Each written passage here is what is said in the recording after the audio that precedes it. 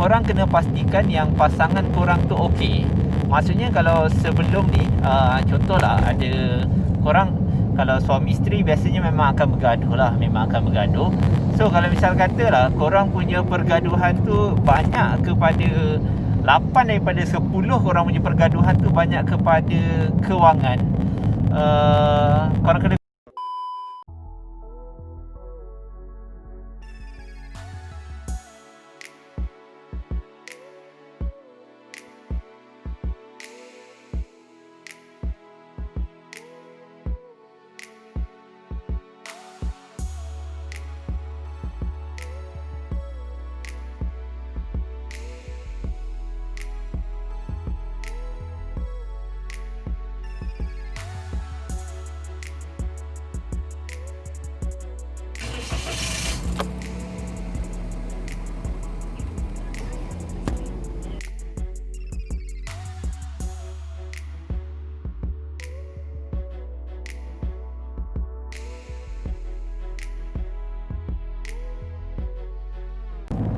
Bismillahirrahmanirrahim. Assalamualaikum warahmatullahi wabarakatuh. Hai korang, hai guys, selamat datang dan selamat kembali ke channel aku. Sebelum korang teruskan tengok video ni, aku nak ucapkan ribuan terima kasih kepada mereka yang dah subscribe channel aku. Kepada mereka yang belum subscribe channel aku, dengan rendah hati aku nak minta tolong korang supaya tekan butang subscribe yang warna merah dekat bawah tu. Okey, terima kasih sebab dah subscribe. Jom layan intro dulu.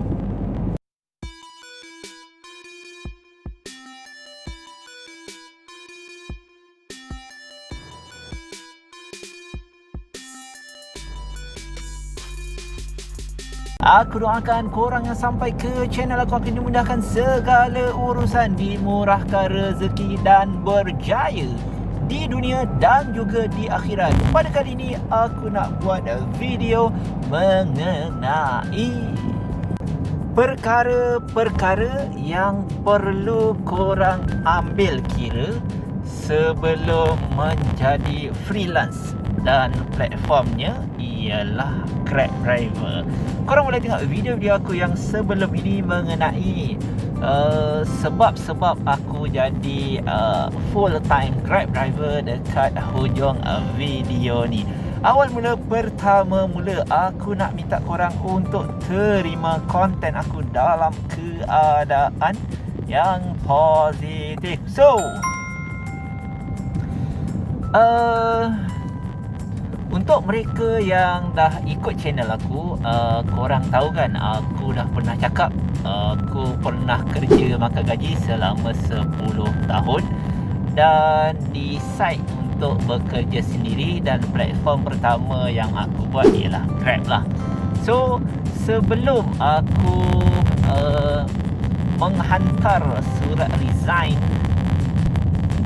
perkara-perkara yang aku fikir,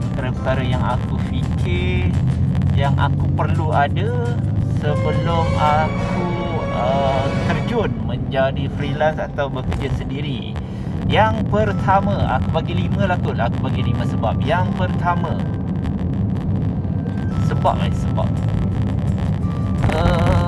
kita kena fikir kita punya pasangan. Macam aku dah berkeluarga, ada 3 orang anak. Alhamdulillah ada 3 orang anak.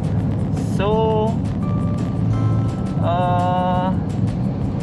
pastikan pasangan kita boleh terima keadaan kita. Sebelum ni kita kerja makan gaji, ada gaji yang tetap, ada gaji yang stable, ada yang gaji yang static. So kita bagi berdasarkan gaji kita.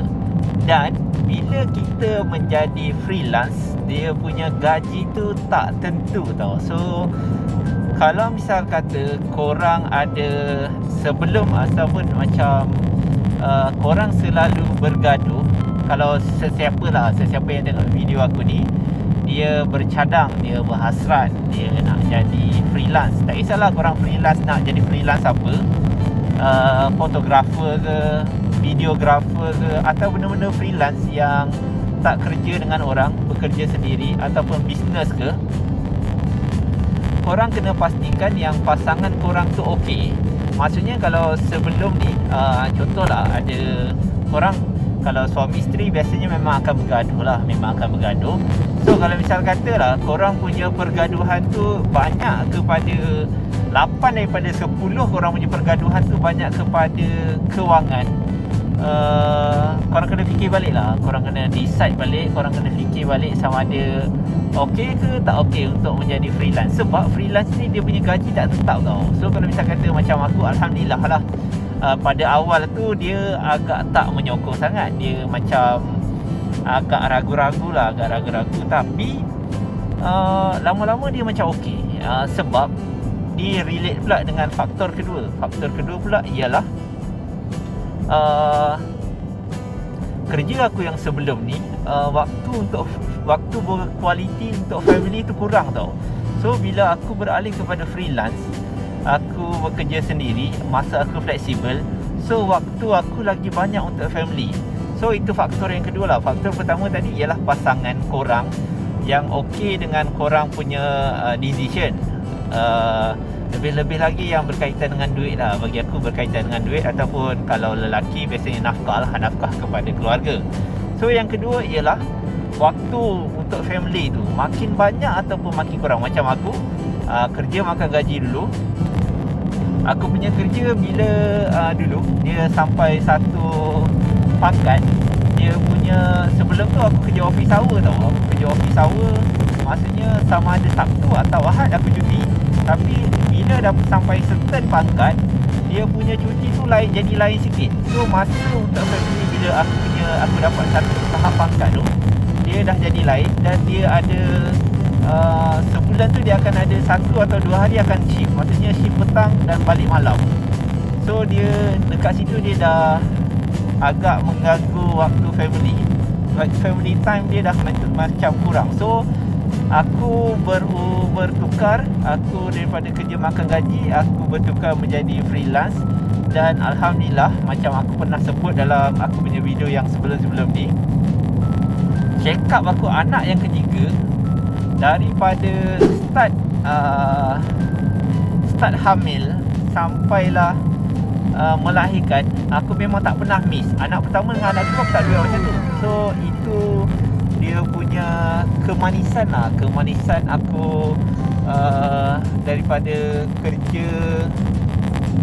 kerja dengan orang, lepas tu bertukar kepada kerja sendiri dan platformnya Grab driver. Itu sebab yang kedua. Sebab yang ketiga pula, sebab ataupun faktor yang ketiga pula ialah freelance ni boleh tak dapat seperti gaji yang sebelum ni, ataupun boleh dapat lebih, ataupun makin kurang. Sebab aku sebelum aku menjadi freelance yang Grab driver full time ni, aku memang dah buat part time. Masa buat part time tu sebab kita buat malam je. So dan bila kita cuti, sebab masa aku jadi freelance, aku jadi kerja makan gaji, aku punya cuti yang bila aku dah naik ke satu level tu, aku punya cuti hari biasa.